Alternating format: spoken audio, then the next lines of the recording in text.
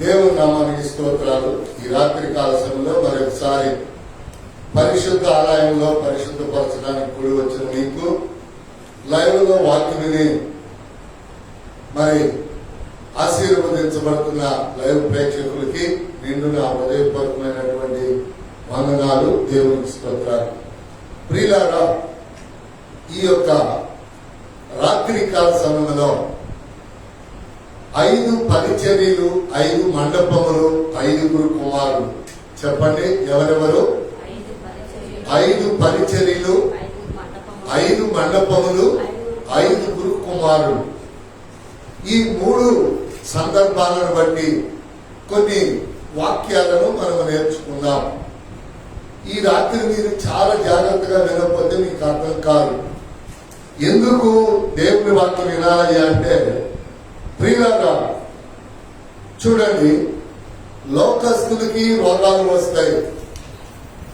దేవుని మాట వినని వాళ్ళకి వ్యాధులు, రోగములు, బలహీనతలు వస్తాయి. దేవుని మాట వినే మనకు కూడా వ్యాధులు, బాధలు, బలహీనతలు వస్తాయి. గల కారణం ఏమిటో గాని రోగము గాని హల్లెలూయా. ఎందుకంటే వాక్యములో ప్రభు చెప్తున్నాడు, గతంలో నువ్వు పాపము చేశావు, నా మాట వినలా, నీకు రోగం వచ్చింది. నిన్ను బాగు చేశా, నువ్వు క్రమంగా దేవుని మందిరంలో ఉన్నప్పుడు నేను నిన్ను చూస్తా, నిన్ను ఎరుగుతా, నిన్ను గమనిస్తా. అలాంటప్పుడు ఇక ముందెన్నడూ కూడా నీకు దీర్ఘాయువు, అధిక సంవత్సరాలు తప్ప నీకు వ్యాధి బాధలు కలుగవు. అందుకని ఈ రాత్రి 5 వాకిళ్ళు, 5 గుమ్మాలు, 5 మండపాలు, అలాగనే 5 పరిచర్యలు, అలాగనే 5 కుమారులు. అందుకని మొట్టమొదటిగా చూడండి, మీకు ఈ 5 మండపములు అనగానే బెతస్దా కోనేరు అని మీకు తెలుసు. కానీ బెతస్దా కోనేరు దగ్గర రోగులు పడి ఉండటానికి గల కారణం ఏమిటి?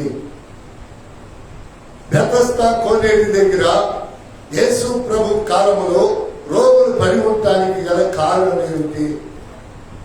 ఎందుకు కుంటివాళ్ళు, గుడ్డివాళ్ళు, మోగవాళ్ళు, మోచ చేతులు గలవాళ్ళు అక్కడ ఆ బెతస్దా కోనేరు దగ్గర, ప్రియులారా, కోనేరు అంటే పాపాలు కడుక్కునేది. పాత నిబంధన ప్రకారం యేసయ్య మరి వచ్చినప్పుడు అక్కడ ప్రజలందరూ కూడా చాలా జాగ్రత్తగా వినాలి, లేకపోతే మీకు అర్థం కాదు. ఇప్పుడు యేసు ప్రభు వయసు 30 సంవత్సరాలు, ఆ రోగి వయసు 38 సంవత్సరాలు. అంటే యేసు ప్రభు పుట్టకమునిపే అతడు పుట్టాడు, అతడు రోగమే 38 సంవత్సరాలు. చూసారా? అంటే ఇతను ఎవరు చెప్పాలి మీరు? పాత నిబంధన కాలపు భక్తుడు. ఎవరెతను? పాత నిబంధన కాలపు భక్తుడు. మరి ఈ పాత నిబంధన కాలపు భక్తుడికి రోగం ఎందుకు వచ్చింది? దేవునికి స్తోత్రం. ఒక్కసారి మనము ముందల రోగాన్ని చూసి తర్వాత 5 మండపాల దగ్గరికి వెళదాం. రండి, ద్వితీయోపదేశ కాండానికి మీ బైబిల్ చెప్పండి.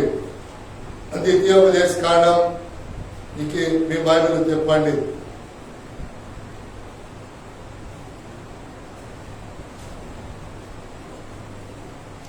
ద్వితీయోపదేశ కాండం మీ బైబిల్ చెప్పండి.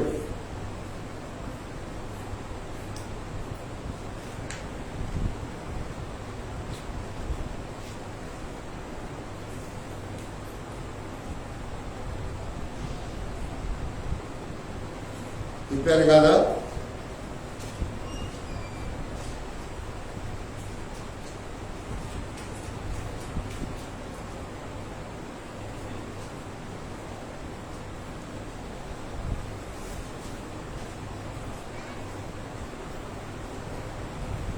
ఇరవై 28వ అధ్యాయం,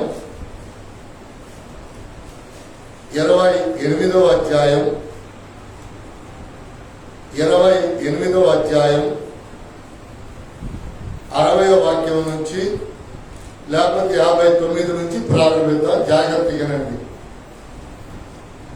యెహోవా నీకును ఆ, నీ సంతతికిని ఆ, ఆశ్చర్యమైన తెగుళ్లను కలుగజేయును. ఆ, అవి దీర్ఘకాలం ఉండు ఆ. గొప్ప తెగుళ్ళును దీర్ఘకాలముండు గొప్ప తెగుళ్ళును చెడ్డ రోగమునయుండును.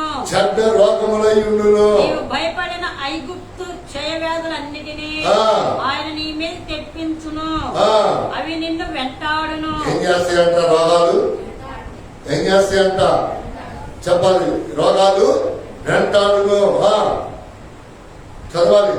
మరియు ఆ, నీవు నశించు వరకు ఆ, ఈ ధర్మశాస్త్ర గ్రంథములో ఆ, రాయబడని ఆ. ప్రతి రోగమును ప్రతి రోగమును ప్రతి తెగులును ప్రతి తెగులును ఆయన నీకు కలుగజేయును. చూసారా ఏమేం కలుగు చేస్తారంట? ప్రతి రోగము ప్రతి తెగులు ఎప్పుడు దేవుని మాట వినకపోతే, దేవుని మాట దేవుని వాక్యాన్ని విని ఆ ప్రకారం జీవించకపోతే. చదువుదాం. నీవు నీ దేవుడని యెహోవా మాట వినలేదు కనుక ఆ. ఆకాశ నక్షత్రముల వలె ఆ. విస్తారములైన మీరు ఆ, లెక్కకు తక్కువై ఆ, కొద్ది మందే మిగిలియుందురు. ఆ. కాబట్టి మీకు మేలు చేయుచు ఆ. మిమ్మల్ని విస్తరింపజేయుటకు ఆ. మీ దేవుడైన యెహోవా మీ దేవుడైన యెహోవా మీ యందు ఎట్లు సంతోషించెనో మీ యందు ఎట్లు సంతోషించెనో అట్లు మిమ్మును అట్లు మిమ్ములను. నశింపజేయుటకు చూసారా నశింపజేయుటకును ఇక్కడ ఒక మాట ఉంది. మీ దేవుడైన యెహోవా మీ సంతోషం ఎలా కోరుకుంటున్నాడో అలాగే నేను మీ నాశనాన్ని కూడా కోరుకుంటాను. ఎప్పుడు మాట వినను. మాట వింటే క్షేమం, మాట వినకపోతే శాపం, నశింపు. చదువుదాం. ఆ, మీ దేవుడని యెహోవా ఆ. మీ యందు ఎట్లు సంతోషించెనో ఆ. అట్లు మిమ్మును ఆ. నశింపజేయుటకును ఆ. మిమ్ము సంహరించుటకును ఆ. యెహోవా సంతోషించును గనుక ఆ. నీవు స్వాధీనపరచుకొనుటకు నీవు స్వాధీనపరచుకున్నటకు ప్రవేశించుచున్న దేశములో నుండి ఆ. వెళ్ళగింపబడుదువు. వెళ్ళగింపబడదు. చదువు. దేశము యొక్క ఈ పన మొదలుకొని ఆ. ఆ పన వరకును ఆ. సమస్త జనములలోనికి ఆ. యెహోవా నిన్ను చెదరగొట్టును. ఆ. అక్కడ నీవైనను ఆ. నీ పితరులైనను ఆ. ఎరుగని కొయ్యనివి రాతివియునైనా ఆ. అన్య దేవతలకు పూజింతువు. అన్ని దేవతలను పూజింతుము. ఆ జనములలో నీకు నెమ్మది కలుగదు. ఆ జన్మలలో నీకు నెమ్మది కలగదు. నీ అరకాలికి విశ్రాంతి కలుగదు. రాసుకోండి. ఏం కలగదంట? విశ్రాంతి నెమ్మది లేదు మొదల. తర్వాత అధికారికి విశ్రాంతి లేదు. విశ్రాంతి లేదు. చాలా మంది ఉంటారో తెలుసా? కాళ్ళు మంటలు, కాళ్ళు మంటలు, కాళ్ళు మంటలు. ఆ, అక్కడ యెహోవా ఆ, హృదయ కంపమును హృదయ కంపమును నేత్ర క్షీణతయు నేత్ర క్షీణతయు మనోవేదనయు ఆ. నీకు కలుగజేయును. ఆ, నీకు ఎల్లప్పుడూ ఆ. ప్రాణ భయము కలిగి ఉండును. ఎప్పుడు చచ్చిపోతాను, ఏమైపోతాను, నేను చచ్చిపోతే నా పిల్లలు ఏమైపోతారు, నా ఇల్లు ఏమైపోద్ది, నేను ఎందుకు ఇట్లా చెడ్డవాడిగా మారిపోయాను. చూసారా? నీవు రేయింబగలు భయపడదువు. నువ్వు రేయింబగలు భయపడదువు. నీ ప్రాణము నీకు దక్కునను. నమ్మకము నీకేమీ ఉండదు.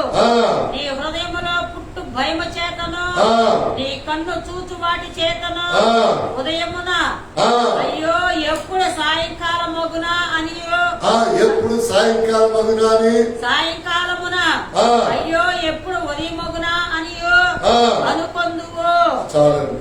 ఇక్కడ దేవుడు చెప్తా ఉన్నాడు, దేవుని మాటను వినకపోతే అరికాలికి విశ్రాంతి ఉండదు. రాత్రి పగలు నీకు భయమే. ఏ భయం? ప్రాణ భయం. ఏ భయం? ప్రాణ భయం. ఈ భయం ఎందుకండి? ఈ భయం కాసేపు కూసేపు అంటే పొద్దున్న లేగిస్తే ఎప్పుడు సాయంకాలం అయితే అమ్మో రాత్రి చనిపోతారేమో, ఎప్పుడు తెల్లవారింది. చూసారా? ఎందుకంటే ప్రియులారా, రోగములు దేవుని మాట విననటువంటి వారు. మీరు అనుకుంటారు చాలా ప్రసంగాలు ఉన్నాయి రోగాల గురించి. అయ్యా సేవకులకు రావట్లేదా, దేవుని నమ్మకాలకు రావట్లేదా? వస్తాయి, అది వేరే సబ్జెక్ట్. ఈ రాత్రి దేవుని మాట వినటువంటి వారికి వచ్చేటటువంటి రోగం అది ఎలా బాగుపడిందో, ఎక్కడ బాగుపడిందో అది దేవుడు మనతో మాట్లాడుతున్నాడు. కనుక 5 కుమారులు, 5 గుమ్మాలు, 5 మండపాలు, అలాగనే 5 పరిచర్యలు. అందుకని దేవుని యొక్క వాక్యములో ప్రియులారా దేవుడు మనతో మాట్లాడుతున్నాడు. అయ్యా, ఈ రోగాలు ఏమిటి, ఈ శాపాలు ఏమిటి అంటే చూసారా, అక్కడ రాసుకున్నాడండి. ఇదిగో నీకు భయం, నీకు భయం, రాత్రి గురించి భయం, పగల గురించి భయం, రోగము గురించి భయం. నీ హృదయము ఆ భయముతో విశ్రాంతి లేకుండా పోతుందంట. అంటే బలము లేకుండా పోతుంది. చూసారా ప్రియులారా, అందుకని దేవుని యొక్క